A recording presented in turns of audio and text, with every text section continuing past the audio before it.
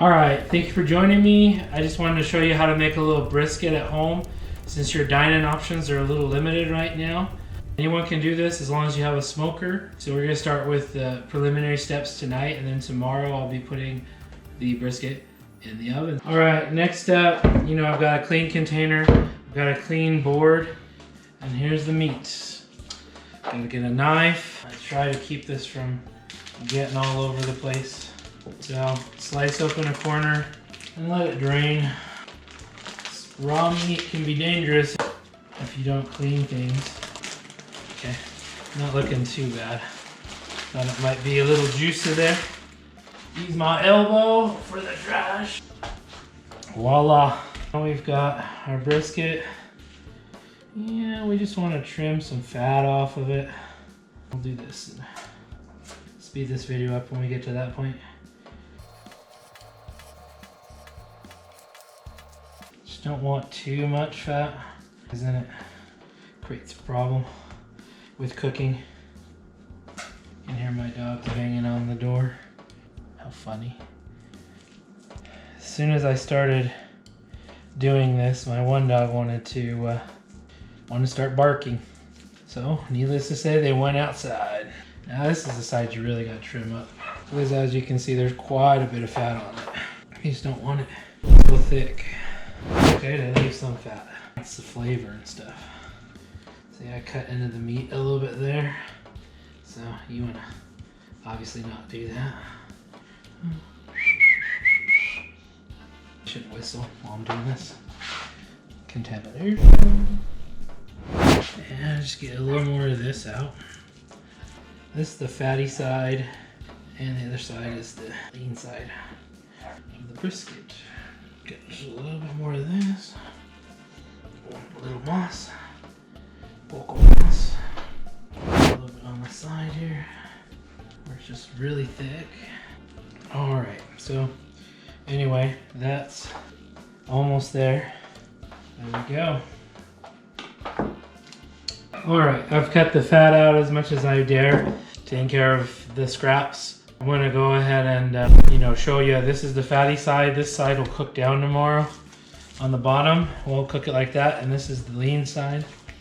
So we can get it all ready to season up. I'm going to let this marinate overnight. That's the whole idea. Should have some good flavor. And you notice, when you go to a barbecue joint and they ask you if you want fatty brisket or if you want lean brisket, what they're talking about is more of your fatty and then more of your lean. So gives you a little bit of everything for everyone. And it's beef, some people like pork, so good there too. I decided to cut it up into 4 pieces because I have 4 pans that I cook in my stack smoker, and it might just make things easier. It cooks a little faster. Next step, hopefully I have enough container for everything. If not, we'll make it fit. Commercial with the kids. Yeah, we'll make it fit. We'll make it work. Okay, I've got Weaver rub. I use cheap stuff because I'm not in the Kansas City barbecue area. Anyway, this is brown sugar rub. And then I've got some KC barbecue. Cheap stuff, but it works. That's gonna make a mess, because usually I just do this straight in the pan. If my wife was here, she would kill me, but I'll clean it up. My meat. I'm just gonna go kind of light. I'll probably put some more on in the morning, just as a final coat. Just let this kind of marinate in the rub tonight, because this will start to juice out. Same thing with this brown sugar. And if you don't have brown sugar rub, budget barbecue, man, use your brown sugar. If your brown sugar's solid, you can put bread in it overnight and it'll actually soften up your brown sugar. And this stuff will stick in a little better. See, it's already starting to absorb the rub a little. Even just those couple minutes start to absorb it. So there's that. Squeeze these into the containers for storage in the fridge, because you gotta keep it refrigerated. Hey, don't pay no mind. You're under 18, you won't be doing anything. You gotta keep it refrigerated. Yeah, my make it work thing didn't work, so we're just gonna put one of them in the plastic baggie here. Rub that stuff in. Phew! Like the Titanic. As it tips up, it's sinking. We're sinking, we're sinking, we're sinking. Now, the gloves aren't really helping out anymore. So, don't want to get it back on your hands. We'll see how well I do. These gloves are tough, I'll tell you what. Okay. And then the second glove, like that. Okay, and for today, all I'm gonna do is put the lids on these bad boys and put them in the fridge overnight. So here's my other lid. Oh, come on. You notice how containers never work when you want them to? There we go. Good job, Rubbermaid. And we'll just slide all 3 of these in. And even though I put this one in a bag, I decided it made sense to put it in a container to keep the fridge clean. So anyway, it's ready for the morning.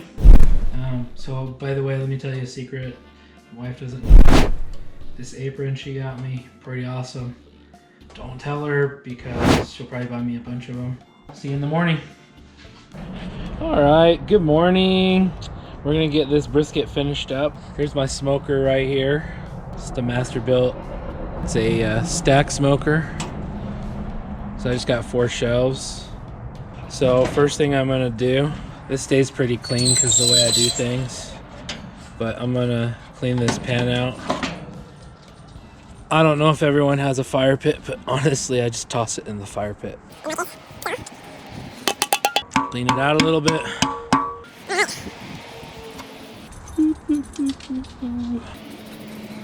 Okay, all right, I've got it cleaned out a little bit here, enough to use. Here I've got some wood pellets. Here I got some wood chips. I'm gonna use wood pellets because you don't have to soak them. I usually just grab some in my hand, line the bottom, just like that. Okay, that should be enough. And then I grab a jug of water. Okay, that'll expand out. Throw it in the grill. Oh. Okay, and then I'll shut it. Next thing you gotta do, grab your propane tank. Oh. And you gotta hook it up. These ones with the gauges are really nice because that allows you to check and make sure you have plenty of juice since you're gonna be cooking for hours. There's different ways to cook. Some just do only wood pellet. Mine's wood pellet and charcoal. You can put charcoal in there. Gotta turn this on. I just prefer the propane because it's a little more consistent. Bam. I usually put it about halfway. That maintains a pretty good temperature with how much meat we're gonna have in here. And that gets the grill going. Bam. Let that heat up. There's a temperature gauge. Alright. Alright, so first off, we're gonna get the meat out from the fridge. If I can, anyway. Been marinating overnight. Alright, I got my gloves. I got my rubs. And we're gonna crack open this meat. And we're gonna put a little bit more rub on it. Rub-a-dub-dub. Look how nice that turned out overnight. Yeah. Got this guy. And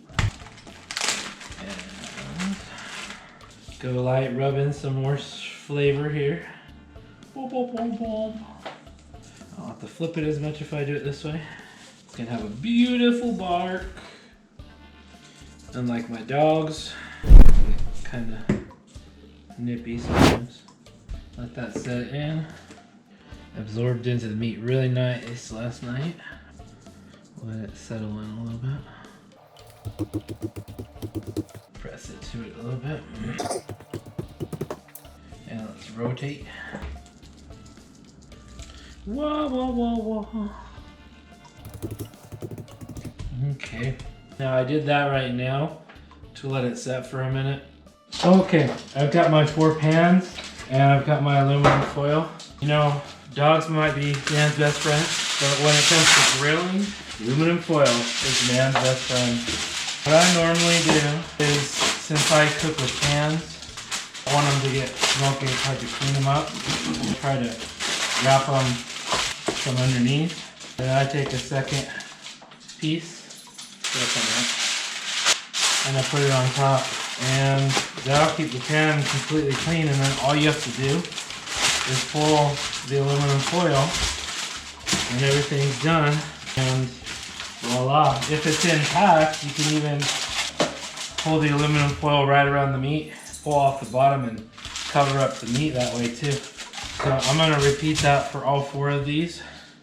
All right, so it took a few minutes, and you can see all my pans nice and wrapped and tight and beautiful.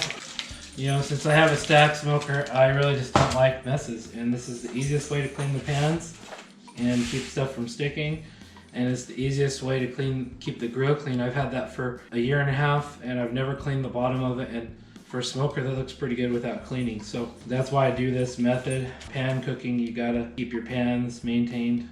Next step, gonna pop the meat back into these guys.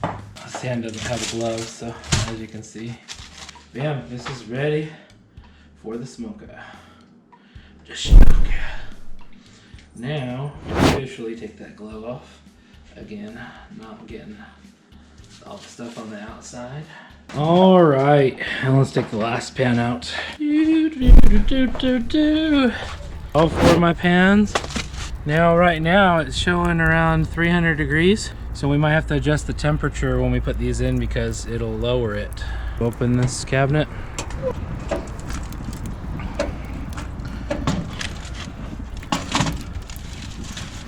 All right, so we got our meat in there. Okay, so I got my thermometer here. Got 2 probes. There's a thermometer. I cleaned off the probes. And what I'm gonna do is, there's a top and a bottom, or 1 and 2. Usually on the bottom 2 racks, I'm gonna put the probes in. So I'm gonna put them in order, like 1 and 2 on the 3rd and 4th rack, if that makes any sense. That's the top one. Stick it right in the middle of the meat. All right, you can see those are in deep. Shut this sucker. Boom. And then we gotta turn the thermometer on. Now I have these set both for barbecue. So the thing is, there's a trick here. If you don't feel like you're gonna be able to get it to barbecue temperature without burning it to death, always finish it off in the oven.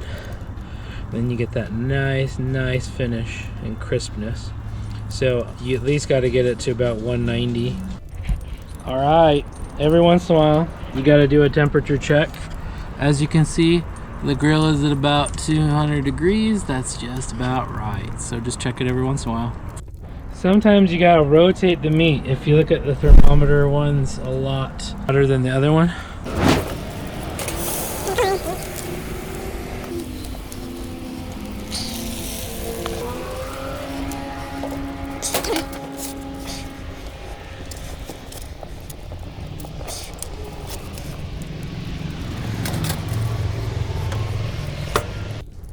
Sometimes you also gotta put in a little more water. You don't want this to be so on fire that it causes the sudden rises in temperature like you saw there. That can cause the meat to cook unevenly.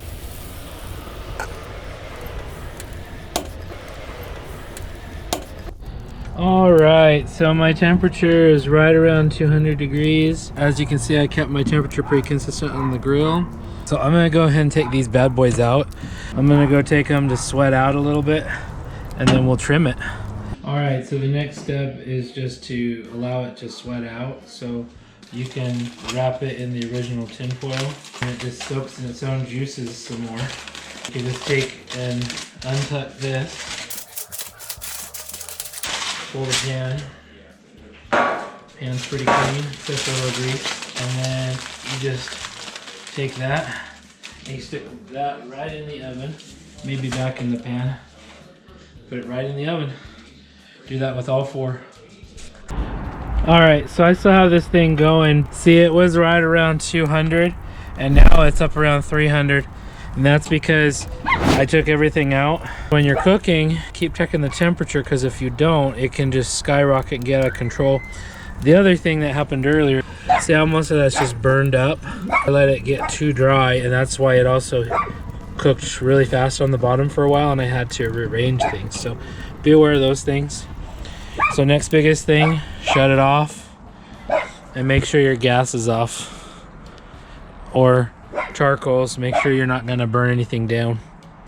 All right, so I got my knife and my knife hand I gloved up so I can handle the meat. I've got a non-porous cutting board here on camera for you. Look at the bark on that thing. So, ooh, nice and tender. Okay, so I'm gonna cut one here. Oh, look how nice that is. It's like meat candy. And unfortunately with COVID, I can't taste test it right now. But that's alright. I'll get to eat it in a minute. So I actually ended up smoking this for 7 hours. And like I said, I actually got it up to 200 degrees. Oh, that's beautiful. And of course, don't cut your hand, especially with a sharpened knife. Better a sharpened knife than a dull knife. Why a spoon, cousin? It's hurt. It's dull. It'll hurt more. Just kidding. Anyway, there's one, and I'll show you when we're done with all of them. Alright, so now I've cut up all 4 of them, and that's how much meat it rendered there. Pretty good looking platter, I must say. So now I'm gonna, off camera, divide it up. I'm gonna sneak some over to my mother-in-law, and maybe 1 or 2 other surprises that aren't expecting it. Biggest thing, about 200 degrees. Make sure you check your temperature. Make sure you keep the moisture on the wood, sanitation, and have fun. Catch you next time. Alright, I got myself here a container of the brisket that I'm on my way to my wife's landlord, who helped us with rent for the next couple of months for her business. So I thought I'd surprise him. Hello. Oh, hi. You're on YouTube, by the way. Oh, I am. So I wanted to thank you for all that you've done for us. I made you some brisket. Oh, you're so sweet. Because you've been awesome like that. So Way to be a killer. I'm social distancing as the sign of the times, but Oh, you're so sweet. yeah. So hopefully you enjoy that, and Oh, yummy. yeah, I'm gonna eat it now. go for it. Oh my gosh, this looks great. Don't eat Meat candy, meat candy. Yes. So this is Wendy. This is my wife's, landlord and friend. She actually runs a food pantry here in town. Randy for telling. I know, I will. Call me friend. Yeah, so my wife runs a photo studio, and she's the landlord upstairs, and she runs a food pantry. So these poor guys run around in masks and everything, trying to like help everyone. And so, yeah. Anyway, Johnny, thanks, Wendy. So much. All right, guys. Since your resources for really freaking pickles